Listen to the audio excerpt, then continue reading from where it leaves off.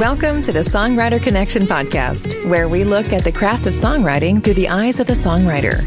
Yeah. Each week, we make a connection with a music maker, listen to their songs, and hear their stories. From Nashville, Tennessee, here's your host, Dave Lenihan. Well, Yoda is back. Marc-Alan Barnette. How are you, brother? Back to the podcast, Dave. Yeah, all right, you will, right? Hey, Dave. Thank you, buddy. Good we call him Yoda because he has been such an inspiration and has taught so many the craft of songwriting. And not just that, it goes well beyond that. You do your Marc-Alan Barnette tours. I do the tours, yeah. You know, take you from the beginning to the middle to hopefully not the end. But it's a tour through the past, the present, and the future of the participant, you know. And we look at existing songs. We write some new songs. We talk about the things behind the song, which is kind of what we're here today about. Yeah. Behind, you know, everybody's got this impression of themselves, and particularly with things like TikTok and Instagram and all that, you know, where they actually can put what they've got out there. Oh, yeah. A lot of times they're not thinking that should it be out there yet? Have I studied enough about this? Are all my things, all my ducks in a row before I go that? Yeah. And so. Because really, if it isn't, it's fantasy camp, right? That's exactly what it is. It is fantasy camp. Yeah. And I've been doing it for about 20 years, and it's been something that's true to my heart, and I'm lucky to work with a lot of people. But I get to see things from the audience point of view, you know, and we got one chance to make a bad first impression. Yeah. So I would like to be able to sit with people and give them some hints on everything from the writing, performing to the networking and the business aspect. You know, I've got to thank you because you've been a sponsor on the show here in season 3, and people have heard me talk about your tours, but I think it'd be pretty cool getting it right from you about what they're all about and how people can contact you and exactly what they do. You know, we've been saying things like, you know, up your game 3 to 5 years, and it's true. Yeah. I mean, you know, but tell us a little bit about the tours and how people can contact you and what you start, what you do. Yeah. MarcAlanBarnette.com is MarcAlanBarnette.com. I'm kind of, most everything I do is word of mouth. Someone tells someone else about me. You can Google search, DuckDuckGo, Marc-Alan Barnette, songwriter. All these things pop up. It's a basic one-day or multi-day workshop. All right. And the examples, people will come in, usually have about an hour. I usually start about 10 in the morning because some people come from out of town and everything. I'm trying to get rest up and everything. And we'll start about 10 and we'll have kind of either a breakfast or a get acquainted kind of session. You know, some people will want to meet. I have on the sheet that you fill out, is there anybody you would like to meet in your thing? And sometimes I might have guests, you know, hit writers and stuff like that, whatever works out. But the first hour is just getting acquainted. And then we'll go through listening to their songs. And some people have songs recorded, some people are performed. Some people want me to go to their website and kind of view what they're doing and finding out, you know, all of that. I go line by line, note by note, and we'll streamline. I've had a lot of situations recently where people have come to me who are actually pretty good players, but their songs are much longer than they need to be, and they don't know how to edit. So I can take little things out. Don't play over the solo if you don't have a solo, you know, little turnarounds, keep them tighter and keep everything. And sometimes you'll have people, you know, they'll write these 3 and 4 verse songs and they don't really say anything different in the third or the fourth verse that they said in the first 2. Well, you don't need them. Yeah. And so there are things like that. And then we'll move into, if they want to write, and I have written professionally for a long time, I generally can show them how to do things very quick and very efficient. When you're writing with other people, and co-writing is the order of the day in this town, you're sitting down in a room, and in about 20 minutes, you got to kind of get some things going. And so being able to bring speed and focus to whatever you do is a big thing. Also, the songwriter the really great songwriters are those that will hear an idea or hear just a little nugget or a word and suddenly go off and come up with something that you just did not even conceive. And when you haven't done that, when you are a newer writer or somebody that's experienced only writing by yourself, it's a whole different dynamic. But there's 2 reasons that you co-write. First is the sharing of ideas and getting things that you don't do. The second is purely political. Yeah. Somebody knows somebody that you don't, and that helps open up. And there's two words that mean similar things. The word use and the word utilize. Use is just trying to climb over somebody to get what you want. Utilizing is somebody else that knows a writer's night or knows an inn or an artist and that you didn't know, and helps you further your own career. And so these are all the things. And I try to look at behind the scenes, and it's usually about 5 to 6 hours. We go on into the afternoon, and then some people will be playing that night. I'll help people get on writers' nights or show them where to go and go out to, say, the Commodore or the Maxwell House. And I know most of the people there. And so try to introduce them. And one of the things that I'm always looking for is somebody that, you see patterns in their writing, and I can think of somebody else and, you ought to think about getting together with this guy. So you help them make connections. Exactly. Okay. It's the songwriter connection. That's exactly what it is. That's good. And it's mostly just, I don't suggest anybody sit down and say, hey, you want to write? No.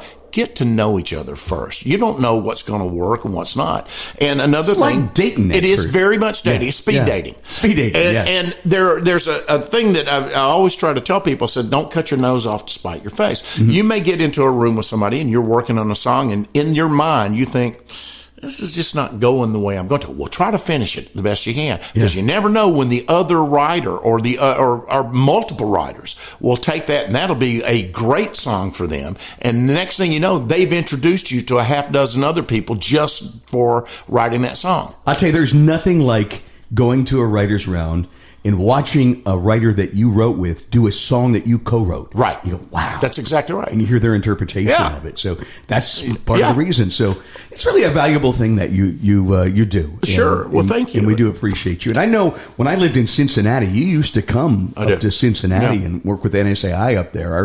We had a very active chapter. You guys had just a tremendous chapter, and it's why I always enjoyed it. I went to Wisconsin, to Green Bay, Wisconsin. Yes. And I went to Cincinnati, and I went to California. Right. And each one had something very, very interesting. You guys had this writers' night on it's Thursday night, I think. We're going to get into writers' nights, but go ahead. But you can see from the writing, you got to physically get it somewhere else. Yeah. And I watched all of you as I got to know you, and you already had a good nugget there. But as you focused that writers' night, your performance got better, your networking skills got better. And what happened? You brought a bunch of Nashville people up there because of Greg Altheimer and yourself, and we did a songwriter festival. Exactly right. Yeah. So what happens when Dave moves down? Suddenly you know Win Varble, and you know all these people. And Will Nance. And so that's how it all works. Marc-Alan Barnette. That's that guy. Yeah. That guy. I think it was Kerry Kurt Phillips who used to come up a lot too, the hit writer, and he used to tell us it's not about who you know, it's who knows you. Who knows you. I love that. Yeah. That's one of my favorite ones. And so that's what I really want to talk about today. So let's say you've got all these great songs and you're going, well, what do I do with them? Hopefully you're performing them out. That's right. And maybe you're making a trip into Nashville, or maybe your closest music capital is L.A. or New York. Right. But you're getting there, and you're playing and starting to make a name and getting noticed and getting invited back, and that's the thing. So I want to talk about the writers' rounds today and what they're all about. You're a pro at this, and that's the focus of our conversation. A little bit later on in the show, we're going to get Debi Champion on the phone. So she is the queen. She's the queen. She's been running writers' nights here in Nashville for over 30 years, all the way back to the legendary Broken Spoke days. And the names that broke out of the Broken Spoke. Exactly. I mean, great hit writers and artists, Tim McGraw, and many others. So we'll get her take on it too. But what we want to do is cover ethics. I mean, you got to be ethical. Exactly. You can't just show up and I'm the star and blah blah blah. I'm what you've been waiting for, right? That's exactly. Wait till they get a load of me. That's it. Right. So we're going to talk about rounds, and that's what we're going to focus this show on. So let me ask you first off. Okay. They call it a writer's round. Yes. And so Patty, my wife, says to me the other day out of the blue, and I thought, good question. She goes, well, at the 12 Keys, we do writers' rounds of three a night, 3 rounds a night. And she goes, well, why do you call it rounds when everybody's in a row up there? Talk about the start of writers' rounds and how it became so important in this time. All right.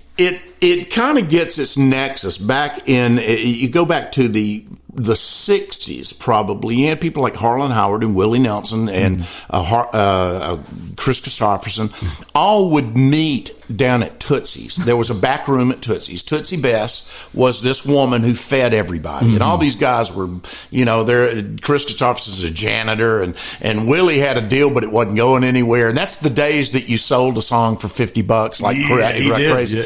Yeah. And so they would sit literally in a round. They would face each other, and they would play their songs. And they gave each other advice on, you should do this, and you should do that. And there's always just kind of a smaller group that did that. And they also called it a round robin. That was another thing. So basically, it was the song coming around. All right. And they also would call it a guitar pull. They called it like that because you have to pull the guitar out of somebody else's hand if you want to play. So this went on. And I got here in 1988 and had kind of seen this before, but I never really knew what it was. And I went to the Bluebird, and there was Don Schlitz and Fred Knobloch, who at that time were writing everything Randy Travis was done. And they'd sit in this round in the middle. And that's really where it got solid in Nashville. And so it was a literal in the round. The rows were because of the clubs were set up with a stage. And so the round is just you play one song, next person plays another song. It's a round to you. Now, in some of the places that we've all been, where you have the big guitar pulls, you have 35 people in a round, and it takes about an hour and a half for the song to get back around to you. So, it goes from that. The other thing, a practical application, is when I came here, most writers' nights, you'd have one person get up and do about 20 minutes. That was kind of, and the people that I started hanging out with when I first moved to town, Stephanie Smith, Chuck Cannon, Jimmy Stewart, people that would go on to become enormously successful songwriters. That's where all the relationships got built. Were in playing on these writers' nights, but everyone were strong performers. Everyone had conquered their own areas. Chuck Cannon from South Carolina, me from Alabama, Birmingham. You had some really accomplished people. As years have gone on and more people coming into Nashville, there's less and less accomplished people that hold audiences. So more and more clubs started doing 3 to 4 people at a time. That way, if they brought 3 or 4 people in to watch them play, you've got an audience. And it was a way to hold the audience, get more people on stage, and also get more inexperienced people the experience of playing with people. And that's kind of where it's all coming. That's great. Talk a little bit about, now we've also, there's 3 terms you threw in there. Right. The guitar pull. Right. We used to get together all the time and just do a guitar pull at somebody's house. Right. And that's a good way to start. And then we went and decided to build our own little writers' round at a little place called Claremont Inn. I love that place. And I think if no matter what community you live in or where you're at, if you're into songwriting, you got a songwriting community, you can build something like that in your hometown. And the other thing is, your hometown probably already has open mics. And so there's a big difference between open mics and writers' nights. There is. There are between 30 and 60 million songwriters, artists, content creators, photographers. There are people everywhere. You sit on a plane next to somebody and tell them you're from Nashville and a songwriter, they'll start telling you the people they know or their nephew is so talented, ought to be in the room. Yeah. They're everywhere. Absolutely. I was in the middle of nowhere in New Hampshire, a little bitty town, and I had 35 writers show up on a Saturday for a workshop I was doing. And none of them knew they were in that area. And I had looked in the little entertainment paper, and within a 20-minute drive, there were 19 open mics, open stages, talent night, writers' night. Wow. And they didn't even know about it. And I'm going, what are you guys missing? It's right in front of your face. Everywhere I've been have a community. They just don't know each other. Google is your friend. Oh, yeah. Songwriters near me. And there's usually a NSAI, Nashville Songwriters Association International, have a website and have chapter workshops everywhere. Heck yeah. And then there's always like Tennessee Songwriters Association. Right. There's Wisconsin Songwriters of Wisconsin. So there's a lot of formal and informal.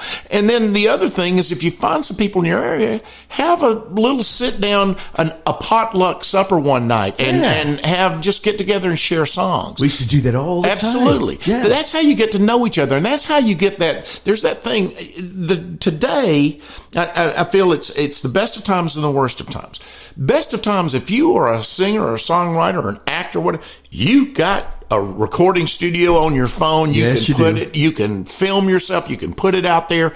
And again, people are putting stuff out there. They're so concerned about being out there. A lot of times they don't think about, should it be out there? Mm-hmm. But there's nothing like... Do a whole show on that. Yeah. Absolutely. Yeah. There is nothing like a live audience. There's nothing like that one-on-one thing. That's what Nashville is. It's a face-to-face, one-on-one experience. And people who only do it on the internet, there's a big difference between a bunch of people clicking a like button and people actually showing up to see you perform. Mm-hmm. And this is where the cutting edge of technology is kind of, it gets you to a point, but you've got to be, we're in the era of celebrity now. You've got to have your brand. You've got to have a relationship with your audience, and you got to put butts in the seats. If if it wasn't so important, record companies would not be spending billions of dollars to send their artists all around the world on these giant tours. Right. That's because that's how you meet the fans. That's how you build the relationship. Okay. It's great to have songs. It's great to be talented, but you got to we're the most introverted group of people entering the most extroverted business, so we can't. And so that's the purpose for the Writers' Nights, the open mics. That's the purpose for everything. That's so true. So back to the original thing, there is quite a difference between an open mic and a Writers' Night, especially here in Nashville. So you're coming into town, maybe you can't set up a writer's round. Right. Maybe you don't have the connections or know the right people, but you can always perform in an open round, right? And there are open rounds that you can play in. It's the same thing. The comparison I always uses a lot to acting. All right. Yeah. If you've ever been familiar with actors in L.A. or New York, they go to what's called cattle call auditions. That's where everybody shows up, and I hate that. Everybody hates it. It's the worst thing. The open mic is the same thing. It's an open thing, but you have to think of it like this. This is what. Everybody wants to play the Bluebird. How do you play the Bluebird? Well, the Bluebird will have a Monday open mic, and it used to be that they were turning away up to 200 people a week. They have 22 slots, people to do one song, and you show up, and that's the way it used to be. Show up. Now you have to call a number like 8:00 in the morning. Everything at the Bluebird it starts at 8 in the morning, and it's done by 8:05. All the shows have sold out. All the slots on the Monday night open mic. That's one of the reasons I tell people the Bluebird's something you work up to. You don't start there. You got to find the other ones. And again, they're listed. We have a thing called the Nashville Scene here, the paper, and it has listings online. It has an online scene, SCENE. Mm-hmm. And again, you open mics in Nashville, and they're usually going to pop up. Right. But the open mic is where everybody starts. Mm-hmm. And even if you are experienced, even if you've played the biggest arenas, if you don't know nobody, it's going to be hard to get in there because there's so many people doing this. Yep. We have an average of somewhere between 300 to 600 people a week that either move here or make regular trips. All right. That's offset by about 1,200 people a week that quit, go home, just quit music. Everybody's got about a 2-year interest in music, and then you find out this is expensive. And even Garth Brooks came and went back home. Well, he went home the first day. He came, he looked around, he said, this is not for me, went back. His wife at the time, Sandy, said, "Nah, you're not going to do that. You're going back." And he came back, and he moved back about a year before I got here. Mm-hmm. And interestingly enough, he had played around. He got a lot of attention, but just didn't get over the edge. Mm-hmm. And eventually signed his deal after a show at the Bluebird. After show at the Bluebird. Now here's what happened on that. And Garth had I had a representative, ASCAP, who was Garth's representative, and he said, "I want you to go see this guy at the Bluebird." And so I went down that night and I stood outside. It was a packed night, and I watched him. It was unlike anything I'd ever seen. There was just a light around him. It was astounding. And he had been turned down 19 times by record labels. In the audience was a guy named Lynn Schultz, who was with Capitol Records, who had turned him down that day. He happened to be there because he was friends with Ralph Murphy, who was a vice president of ASCAP. Ralph was supposed to be on that show. They were doing a show called the Old and New Dog Show. I was supposed to be on one later on. And Garth was playing, and Ralph was in London producing another group. And they said, well, what do we do with your slide? We'll put Garth in it. Garth played second. Lynn Schultz was there to drink beer and with Ralph, saw Garth and says, let's rethink this thing. Yeah. And he did the Kent Blasey song. Kent's been on the show and told the story exactly. too. Yeah. Exactly. If Tomorrow Never Comes. Yeah. Yeah. And so that's just the whole point. You never know where this is going to wind up. You never know. And it would be great to start at the Bluebird, but doesn't happen. It doesn't happen because so many people. If you get lucky, you can get in that open mic on Monday night. Yeah. You get it early in the phone queue and you can. Yeah. But I just stress, don't put your whole future on the Bluebird. Yeah, there are other places. The Commodore has an open mic at the end of the night. You got to sign up early. And that's the other thing. We're going to get Debbie on the phone. We're going to talk about that. One of the things about people just wanting to come in 5 minutes before they go on stage, play, get off stage, talk to people they want to, and then leave. That's one of the worst things. You've got to stay around. You've got to hang out. Some people can't. They drive from out of town, and so come earlier. You know, but this mostly about Nashville is putting the time in.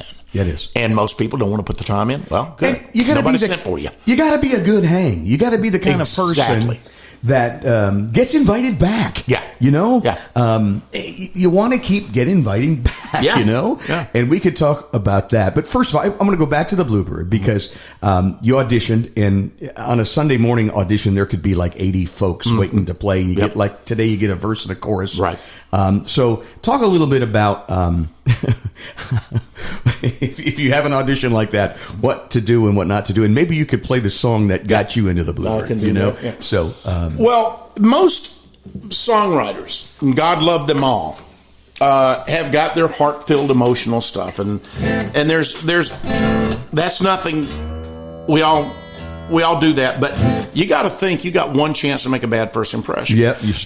And you have to think about your strengths. So most songs and songwriters are those depressing ballads that I'm gonna die and take you with me, because everybody goes for the deep, dark philosophical things, and most people, when you got 40, 50 people all audition doing the same thing, it's just like shake your head. So mind numbing. You got to do something. You got to do something different. Mine was humor. I met a guy named Ron Muir who had written most of this song, and everything in the song had happened to me. And so I sat down with him, and he included me in. I wrote some things on it, and this is called The Grand Opening, and this was the song that opened up every door for me.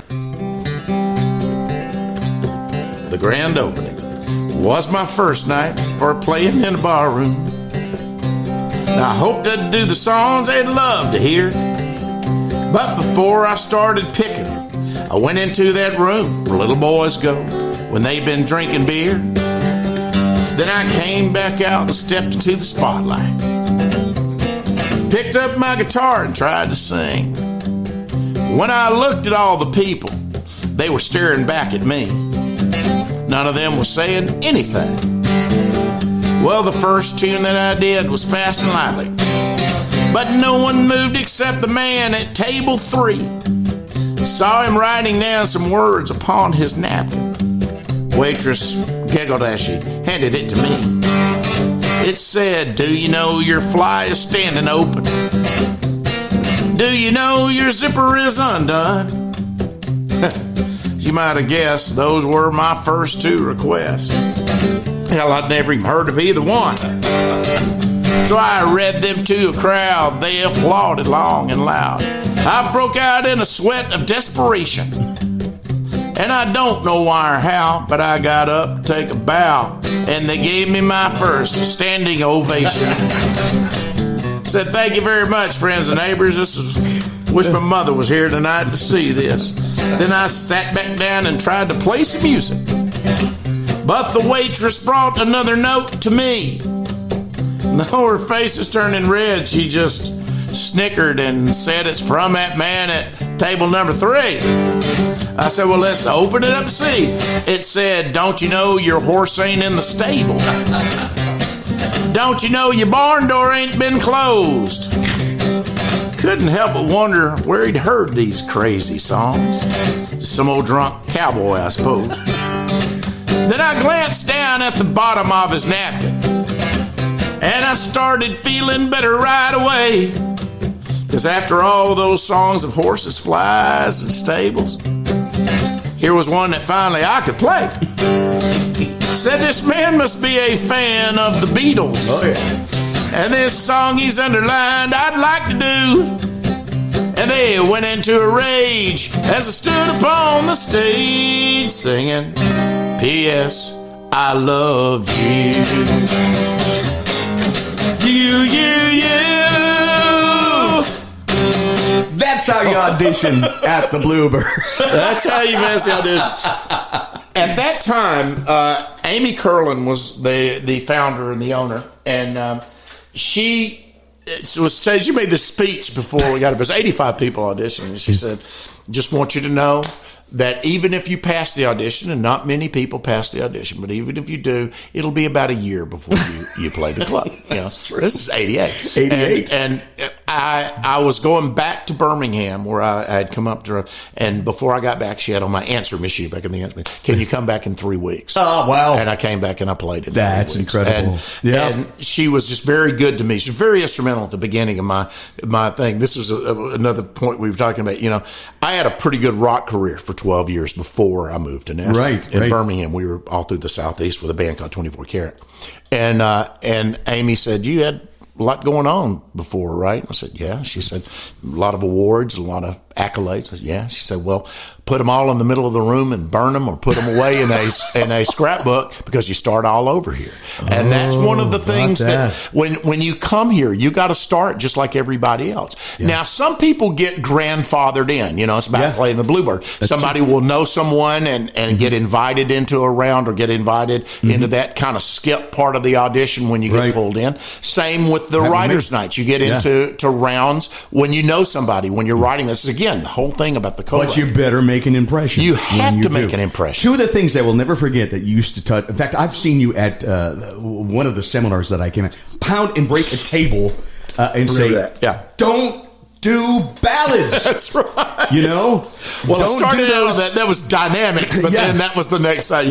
But you know, you got to. We're in a 15 to 30 second attention span world. Exactly right. You know, if you really want to see something, you go to a writer's night or an open mic, sit in the back of the room, see the glow songs. When people have got their phones, you see the glow in their face. They're on there typing something because they are so detached. Right. Because you got to, I don't think about people come to Nashville, but it happens everywhere. Yep. People not necessarily that into what you're doing. They want you off the stage so they can get up. You know? So if they got the phone down, you're doing bad. If they got it up, videoing you're doing good. And that's something you can tell. And the other big piece of advice, before I take a break and we get Debbie on the phone, was you used to always tell us, when you get up there, try not to suck. Try. That's a Billy Joel line. Try very hard not to suck. That's exactly right. Let's take a little break, and when we come, we're going to get Debi Champion on the phone, and we're going to get her take on the open mics and the writers' rounds, what to do and what not to do. This is our show on Songwriter Connection Podcast. Good, man. You're listening to the Songwriter Connection, connecting with music makers and hearing their songs and stories. Now back to the show with your host, Dave Linehan. We got on the phone Debi Champion. We are the champions. I love that. Crazy. Debi, it's so good to have you on the show. You've been hosting writers' rounds and open rounds in this town for quite some time, haven't you? I don't want to put a date on you or anything, but you've got a lot of experience doing this, and you've seen it all, haven't you? Weren't you and over 30 years. Weren't you and I the second and third person that Roy Acuff met when he moved to town? I can't remember. I think it's what it feels like. Roy played your round, didn't he? But so you start. Did you start at the Broken Spoke, Debi? Or was it before that? My first writer. The first one was at Bogies. Bogies. Bogies. Oh, God. Okay. And the same people, I was there about a year and a half. Uh-huh. And the same people, Mark Bourne, that owned that, owns the Broken Smoke. Uh-huh. Okay. We kind of outgrew it, and he moved us over there. Okay. Where did you come from, Debbie? I always wanted to know that. I'm originally from North Carolina, Reidsville, North Carolina. Right, okay. But I moved here from Florida. I had been down there for about 15 years, flying around and doing gigging. You came from the industry, so you did a lot, didn't you? Tell us a little bit about your career. I've just been playing and writing. And you're actually a very good singer and a very good writer. I hate not seeing you that much. Don't you ever want to get up on the stage at one of your nights? My job is to promote it, is try to help other people, not myself. I love that about you. And that's what you do. Yeah. How about, talk a little bit about people that come in and they want to play. What I also love about your rounds is you always leave the last round of the evening is kind of an open round, so people that are coming into town can get a chance to give it a try and get up on stage. So it's pretty cool. Yeah, I remember doing my first writer's night, going out not knowing a soul and sitting there, and I've never had that felt. Mm-hmm. You kind of feel shy, you kind of feel out of pocket. Mm-hmm. So I try to make new writers that come in feel comfortable, feel a part of it. Give them a chance where they feel like getting up there and doing their songs. Help them grow their circles of friends and get them started. Give them a good foundation to stand on as they start out. That's really cool. And I can remember coming in from Cincinnati and playing in the open round. And it was two things that always just absolutely will thrill you if you're a new writer. One is if Debi Champion picks up the microphone and starts singing with you. Along, or whistling. She's the queen of whistling. Yeah. And then the second one is afterwards she comes up to you and gives you a card and goes, "Contact me. We're going to get you into a round." Yeah. And we talked about being invited back, Debbie. But what we really wanted to talk about is being an ethical songwriter. There's things that you should do and not do when you're performing at writers' rounds, and you've seen it all. What do you expect from a writer that is playing your rounds? Tell us a little bit about it. I try to let them know to first of all keep your songs radio time. Radio time, okay. 3.5, 4 minutes. Around 3 minutes, 3.5 minutes tops. Including the intro. Yes. Including the intro to the song. Great. Also, be tuned before you get on stage. Be Try to in be tune. professional. When you come in, you're watching the other writers do the open mic at the end of the night where they can watch and notice how to work the mic. Mm-hmm. Notice where your guitar chord is, where they'll kind of feel comfortable and know what to do. Right. Have batteries in your guitar. Yeah, make sure your battery is good, right? Yeah. Yeah, well, that happens sometimes. Yeah. Sometimes they go out and you don't know it. We always go through experiences like that. Mm-hmm. How about knowing your place when you're to be on stage? What do you mean? Well, there's so many times when you're sitting there, God, I love you. You call somebody's name like 10 times before they finally. Oh, and they don't go up. Yeah. Dave Lennon, are you ready? Are you here? Dave? You're where? Yeah. Yeah, and then they start tuning, and then they tell their 5-minute story about the song that they're about to play. Yeah, and then they sing the same thing they say. That's exactly right. How about... Now, there's a way to introduce a song and without telling, what the whole song's about. You already know what's going to happen. Debbie, that is such a good point because I've seen times where, and I know this will get under your skin, people will talk and set up the song and they'll end up talking longer than the song itself. Setting it up, right? Yeah. And there's another aspect. They will see somebody like myself or other people who do talk a little bit more because we've had some things in the career that are relatable to the audience. That's a difference in being somebody that's brand new, nobody knows yet. You really need to tell where you're from, who you are, and then do your song. Try to make an impression. Yeah. Well, plus, the the first top writer comes to mind is Aaron Barker. Aaron Barker. He plays. He tells the best story. Yeah, he does. He don't tell you about what's in the song, what he's going to sing. Like the one about when he was picking oranges. He got his first royalty check. Yes. On this song. Yeah. He thought it was a joke, right? Yeah. Yeah, and it's interesting. Mm-hmm. I mean, there's a difference. And plus, my thing is with the writer's nuts, you're kind of on a time schedule. Right. Mm-hmm. So like people I know is going to tell stories. I've got to give them more time. Right. Work around that. But like you were saying earlier, new writers that get up and you say 10-minute talk, 10 minutes, and then saying the same thing they, talk about. That's kind of a no-no. Debi is at the Commodore Grill, which is a great songwriter round, and you host what Sundays? Tell me what days. Sunday, Monday, Wednesday, and Thursday. And what I love about your rounds is you always have a feature round at 8, and usually it's a big hit writer. I always try to have at least one hit writer every night, and that gives the aspiring writers, a chance to meet them, talk to them, learn about them, know their stories. Well, and now you bring up a point that I did want to mention before. You said you get a chance to meet them. The term germ. What is a germ, Mark?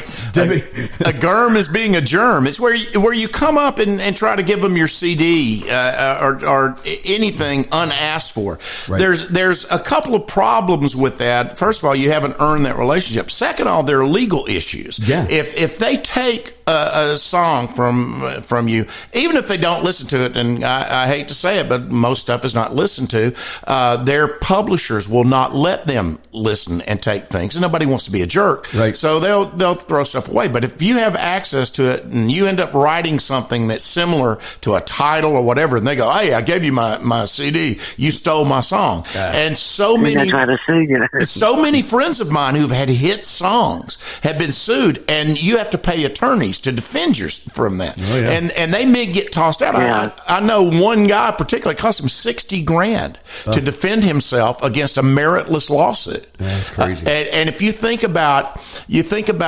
songs that get on the charts and everything, it's a while before they pay out royalties. And if you've got outstanding litigation against them, they can't pay those royalties out. So imagine having $300,000-$400,000 in royalties waiting on you, but you can't do it because you got a lawsuit that may come up in 10 years. Oh boy, can you imagine that? Yeah. Well, not only that, too. Yeah, that's true. Yep. And when you meet them, the worst thing is, here's my CD. Hey, let's write. Would you write with me? Come on. Yeah. Right? You haven't earned that right. So, yeah. So, Mark made a list of things, Debi, that you should do and not do. And these are just fantastic things. And I'm sure that you've come across in your career. What some of the things? Be on time. Be on time. And don't just come in 5 minutes before you're going to play, get off, and talk. This is the other thing that's absolutely killing me, Debi, is the people that just talk at the top of their voice after they get off stage playing. You want people to give you attention, you give them attention. And treat people as you want to be treated. Exactly. The second is know your host, and you can't have a better friend for Debi, but Debi's doing a lot of stuff going on. Yeah. The other night she was there, and there was a crowd of people around her. She's running the soundboard. Nobody could hear anything. And sometimes I've seen people want to, hey, what about this? What about this? Talk to Debi while she's trying to run sound and whistle and sing. Yeah, you have to be courteous. Yeah. You just can't rush up and go, hey, Debi, I want to play. Here's my card, right? How about, Debi, how about bringing people in with you to listen to you so they can buy food and drink so they keep the doors open? Yeah, and support the night. That helps. Yeah. That's the bottom line of any writer's That's night. right, yeah. But from the club point of view is numbers. Yeah. If it's not making any money, they're not going to do it. That's right. That's true. Which is sad to say, but that's just the way it is. I've closed the best of them. Yeah, no joke. We all have. Debi, what are your not to do list? Have you got some big ones that stand out to you? Just what we were talking about. Yeah. Don't get up there and sing 10-minute songs.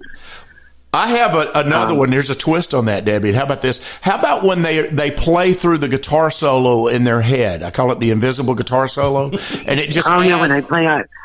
Yeah, when right through a solo when there's nobody soloing. Yeah, here's where the solo is. And then some guys, and I'm not going to mention names, but you know them and I know them too. And they're friends of mine and they're very good. But these songs don't need 3 and 4 guitar solos in one song. You know, I mean, I see these guys get up and they're you know, it's Stairway to Heaven. They got, you know, these 10 minutes. We're all on a time frame. You know, I'm lucky enough to be the feature, and Debbie's very, very nice to me. I am always cognizant of the time that I'm on. Debbie, we get about 30 minutes for the feature or most rounds. I'm always going to quit a few minutes before because I know she's already got a time thing. I'm going to get in, hit real hard, real fast, and then get off. And I just see people as the rounds start running over. And so be very cognizant of your time the whole time you're on stage. Yeah, that helps. Yeah. Doesn't always work out that way, but that helps. It doesn't. And I think that so much of it is because so many people that are doing this now are not used to performing live. They're internet. They play on the internet and they can just go on and on and on. And they don't understand that you're on a tight time frame with other people. Mm-hmm. I look at you sometimes when you got 15 people there who have signed up the open mic. They've been there at 6:00 and you got about 10 minutes. Mm-hmm. You know, and because just everybody's run long, and so think about time. Mm-hmm. Absolutely. Yeah. And Debbie have to be done at a certain time. Debbie still lives in North Carolina. Has to drive home every night to North Carolina. No.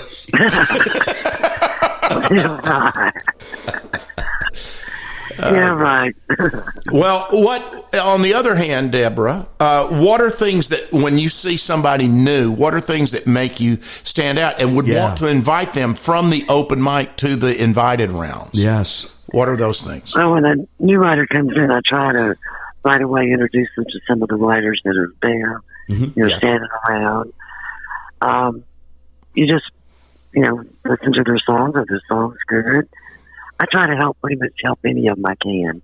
What are things about certain songs that appeal to you and will make you go, I want to listen to this? Is there anything in particular? It just either does or doesn't, I reckon. Yeah. Yeah. I don't have a list of what I'm looking for. Mm-hmm. It catches your ear or it doesn't.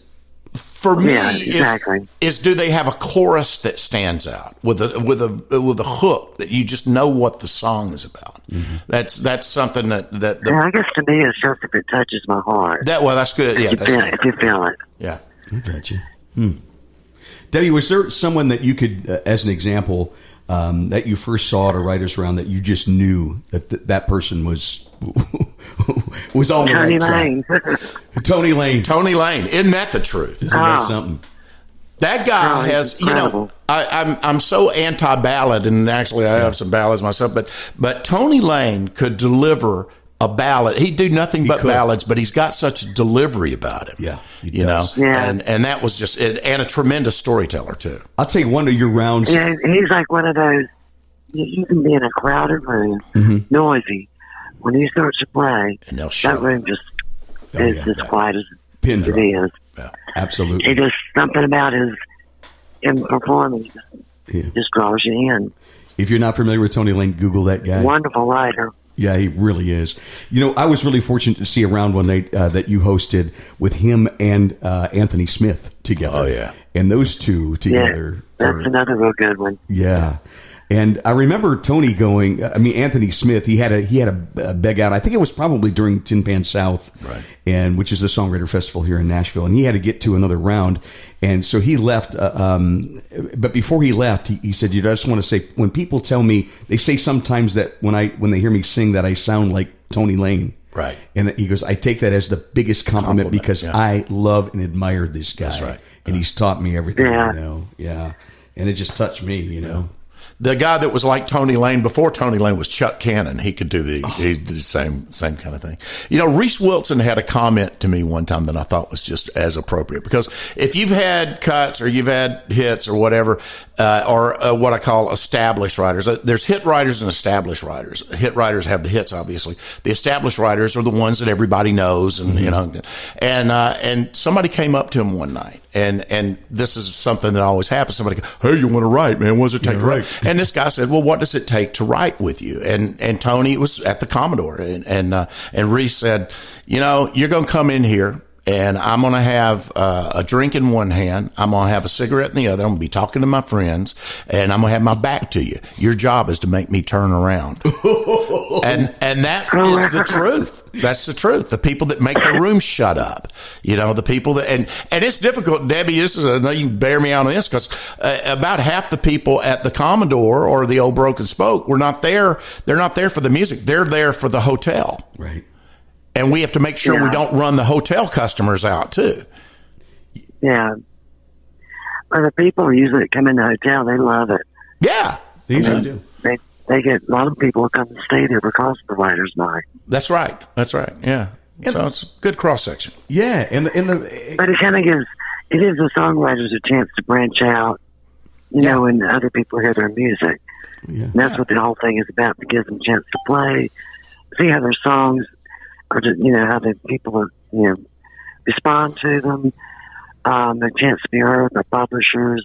You know, you get people in the business in there all the time. Mm-hmm. That's good. You gotta just go through and looking for, you know, what's going on with the new kids, the new writers. What is this thing that I heard about your ex-husband? I've heard something about. Oh. I'm gonna get you, Marc-Alan. One night, No, you know, what are you talking about, Dave? I don't even know. He used to tell everybody he was my ex. She's been married forever. Then I got married to a very wonderful man, right, for years, over 30 years. But then somebody comes up and goes, when's your ex-husband playing again? And then I had her husband come up to me one night and say, I heard you've been being me.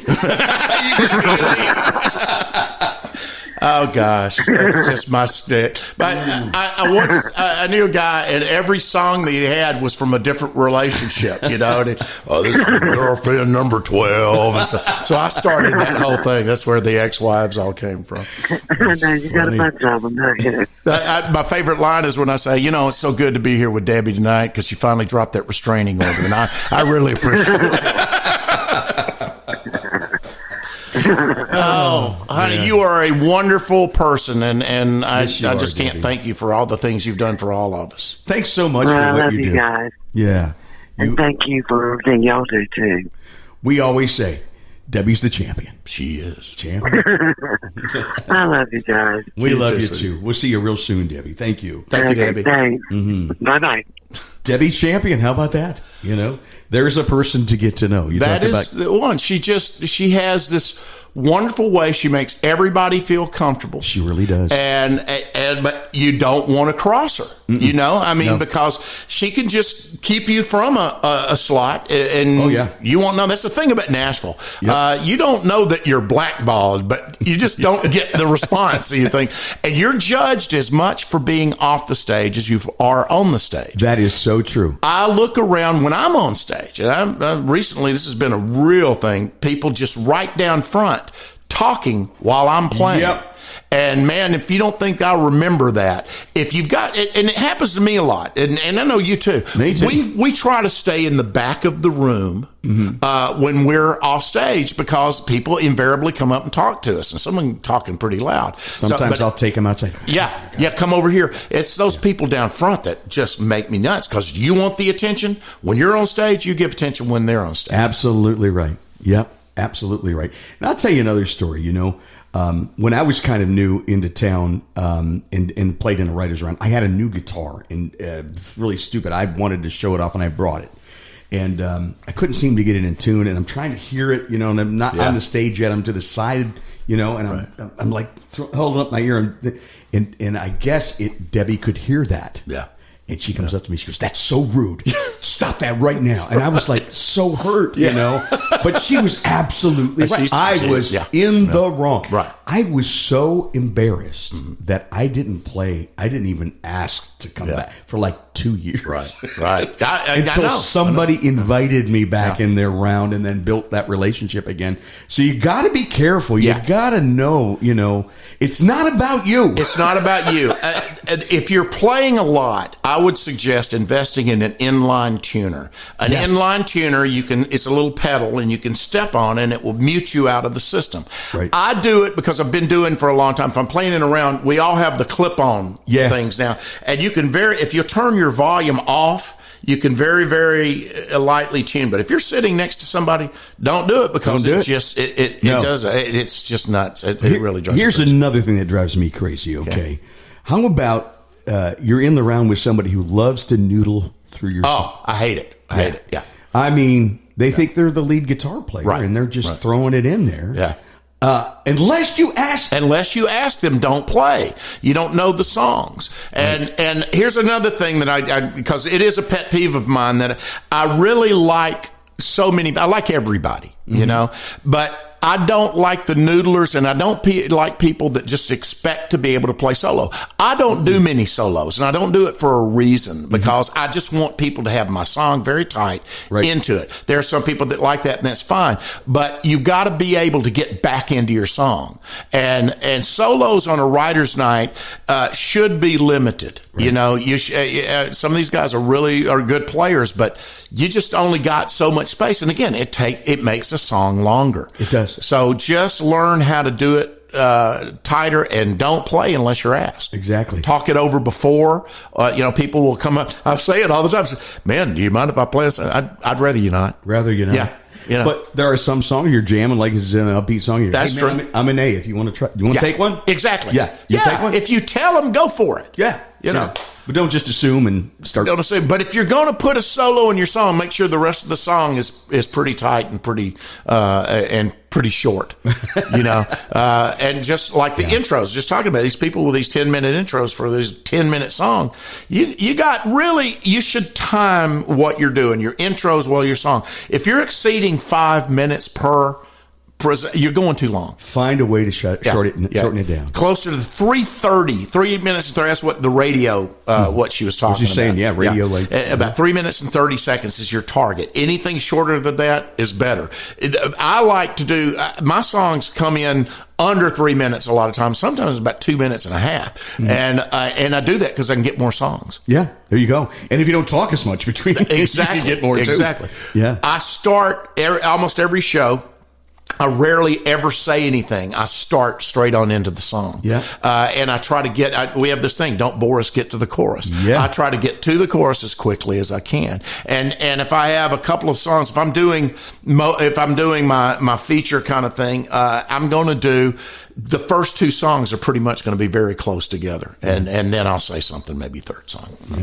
So that's great. So, Yep. And you know the secret to getting more songs on a writer's night, don't you, Dave? What's that? Really? Well, you did it last night. You know, we get three people who have written on each other's songs. Suddenly, you got 6 songs, 8 songs. Yeah, that's true. That's true. Man. That's why, like when I'm setting up rounds, sometimes there's somebody that I really like that I think is a good writer, and I'll say, why don't you bring 2 of your co-writer friends? Right. Because you have that familiarity, and they play off each other. It's a better show. Yeah. But I think the thing to remember is, we said it, it's not about you. Think about it from a business standpoint. These club owners, your job really is to keep them in the seat and drinking. That's right. Right? Yeah. And so think about it as, you're a performer. Yeah. You have to, I think Kim McLean said it just great on this show a while back. She's a hit writer and has been on the show. And she says, love them with a song. Absolutely. Love them with the song. And, so it's not about you. It's about them. It's about the club owner. They've got to stay in business. So we got to keep people there and drinking. The worst thing you can do is show up 2 minutes before you're on and leave right after. Amen. Yeah. And just disappear. Yeah. And there are times, I understand that you may have another show or another commitment.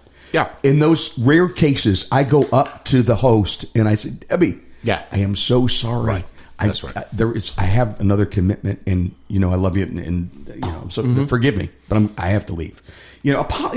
Or your friends that are maybe playing after you. I really appreciate when people come up and say, "Man, I've got to work in the morning." Okay, I got you, no problem. Gotcha. I have to do the same thing. We get on multiple shows sometimes, and we have other things. I will always try to get there a little earlier so I can be there as much, and then I try to stay into the next round as much as I can. I try to too, and if I can, all of them. Last night we played at the Maxwell House. Yeah, came early. We watched the whole first set. We played in the second, and then stayed for the third. Stayed for the last one. Yeah. And I'm glad I did, because we heard some great songs. They were all 3 great rounds. We were good consumers last night. We were. I was proud of us. Yes, that's how you get invited back. That's exactly right. That's exactly right. Especially when you're visiting town. You should come in with goals in mind, and what those goals should be are, one, being invited back. Being invited back, getting the invitation back, listening to other people and meeting other people, being a good friend, being a good thing. Right. But everybody has their goals. It's not just about you. How can you utilize other people and have them utilize you on things that you do? Be a good team player. The thing is, too, what you're going to find here, and we don't want to discourage you in any way, what you're going to find in Nashville, and what I love about this town, is it's a great community. Absolutely. Everybody is encouraging. Most everybody. And most everybody understands that all boats rise with the tide, right? Yep. So you're going to find a community that's very supportive, and you'll fit in. If you are really into the craft. Yes. And you show passion, it's appreciated. I will always say, people, this was given to me by a hit writer many years ago. If you come in with, I've got to get my songs on the radio, I've got to get to a publisher, I've got to get a hit. If you come with that, you're almost going to set yourself up for failure, because that's really, really hard to do. Yeah. If you come in with, I want to write the best songs I can, I want to meet the best people, I want to make friends for life, you'll always succeed. That's what we should do. That is so true. And I remember a hit writer who let us play some songs for him. And one of the writers, buddies of mine, said, I've got a great one here to play for you. And he looked back and giggled and goes, I'll be the judge of that. Oh, absolutely.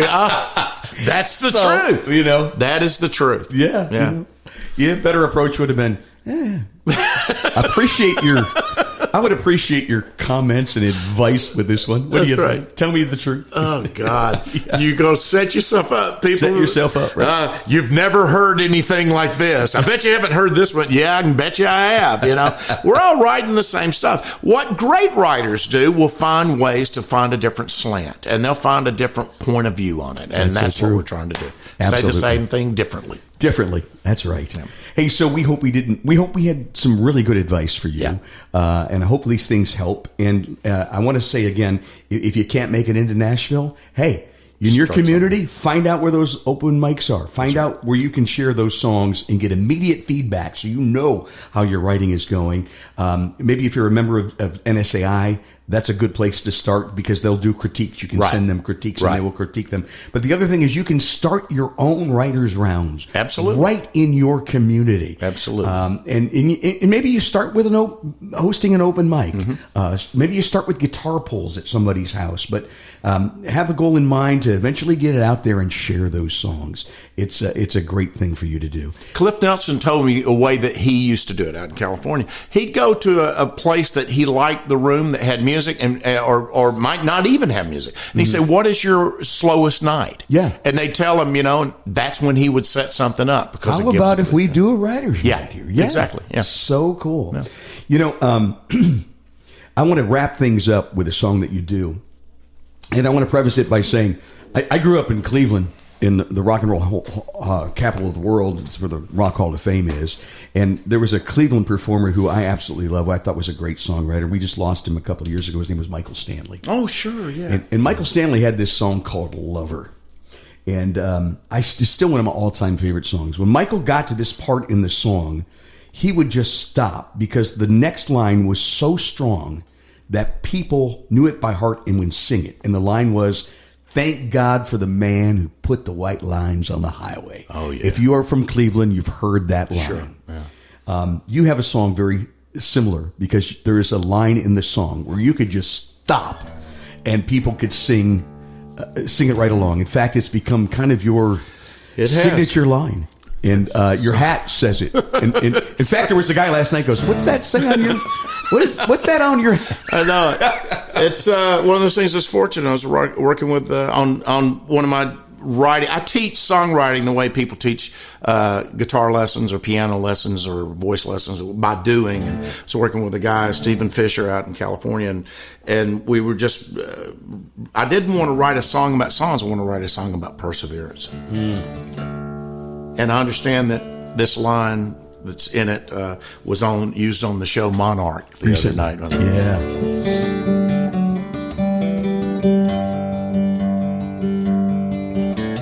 Another night has ended. Crowd is shuffled out. Two guys at the end of the bar throw their last buds down. The smoky haze is lifted. Work lights have come on. Now I'm packing up this old guitar and headed home alone. I do what I do for the love of it. Sure ain't for the bucks. Maybe some magical wondering if I look deep enough. What they see 3 hours a night is a tortured soul laid bare. Sometimes it feels like I'm playing for tables and chairs. She used to come here with me and hang on every line. Since they were all about her, I had a reason to rhyme. But she couldn't take the lifestyle of this gypsy on the move. Here you go. You don't choose music, music chooses you. There you go. That's it. I do what I do for the love of it. Sure ain't for the bucks. Maybe some magical wondering if I look deep enough. What they see 3 hours a night is a tortured soul laid bare. Sometimes it feels like I'm playing for tables and chairs. Yeah, we do what we do for the love of it. Sure ain't for the bucks. Maybe some magical wondering if we all look deep enough. What they see 3 hours a night is a tortured soul laid bare. Sometimes it feels like I'm playing for tables and chairs. Sometimes it feels like I'm playing for tables and chairs. Tables and chairs. That's a great song. Thank you, man. And people, you can Google that song. It's out there. It's on the YouTube. You've got a video. Videos on YouTube. Video, and, that you shot in like 110-degree weather, all dressed in black. All dressed in black. That's true. Over by the Parthenon, Over by the Parthenon, that's right. Yeah, so check that out. And also, Mark, people can reach you online, right? Marc-Alan-Barnette.com. And you can, anybody, Marc-Alan Barnette, it's MarcAlanBarnette.com. And you can just Google that. Or DuckDuckGo search or a search engine. Usually a whole bunch of stuff will pop up. You'll find them out there. And drop them a note. Please do. Yeah. I love to talk to people. I love to have people. I have a MBARNE4908 at AOL. I'm the only person on AOL. I'm getting my MySpace up running. Over the years, you get all these cards and stuff out with you, and we just, keep. Was Marc-Alan Barnette music at Gmail taken or something? There was. When I moved to town, there were 5 Marc-Allans and 5 Marc Barnettes. Oh, no kidding. All doing music. Yeah. There was a banjo player. As a matter of fact, there's a great banjo player, but he was a bluegrass guy. And so we kind of had this thing. So I went to Marc-Alan for a while, and then all the male artists went to 3 names: Billy Ray Cyrus. Oh yeah, that was the thing. And so I went to 3 names. And years later, my mother was in Gatlinburg, Tennessee, and she bought a CD from Marc Barnette, the wrong one, and he was on the cover. And it's just, I didn't know you were doing bluegrass. I'm not. You're about to. So even your mother can get confused. Yeah. There's two Billy Lees. My buddy Billy Lee. That's and there's right. two guys named Billy Lee. And you never know which one you're saying. Which one am I talking to? That's another thing too. Be careful how you promote yourself. I mean, that's an important thing. Yeah, very much so. There's so many Roses today. You know, there's so many Lynn's. And, God, yeah. You know, I'm going to use my middle name. You know, well, I couldn't use David Thomas. That's for sure. Yeah, because of the Wendy's. Wendy's. That's exactly right. We covered so much ground today, Mark. Thank you and thanks to Debi Champion too for taking time off her busy day. Absolutely. Talk to us on the phone. Hope you got something out of it. Thanks for listening to our Songwriter Connection podcast. Drop Mark a note, check out his site, and we'll see you next week, okay? Thanks, Dave. Thank you for listening to the Songwriter Connection podcast. Find us on social media at Songwriter Connection. Also, listen to Dave Lanahan's Nashville Connections radio show. It streams live every Friday morning on WOBL and WNOI. Look for us on Facebook and YouTube. See you next time on Songwriter Connection.